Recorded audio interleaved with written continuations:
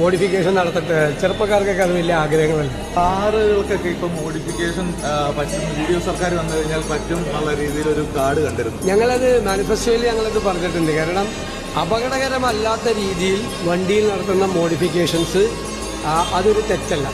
അപകടകരമായ രീതിയിൽ വെക്കുമ്പോൾ മാത്രമാണ് അതൊരു തെറ്റാണ്. അപകടകരമായ രീതിയിൽ വെക്കാൻ സമ്മതിക്കില്ല. അല്ലാതെ നടത്തുന്ന മോഡിഫിക്കേഷൻ നടത്തട്ടെ. ചെറുപ്പക്കാർക്കൊക്കെ അത് വലിയ ആഗ്രഹങ്ങളല്ല.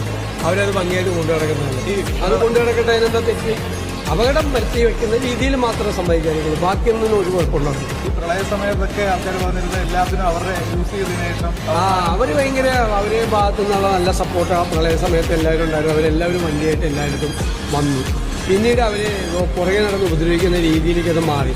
അതുകൊണ്ടാണ് UDF അത് ഗൗരവമായി ആലോചിച്ച്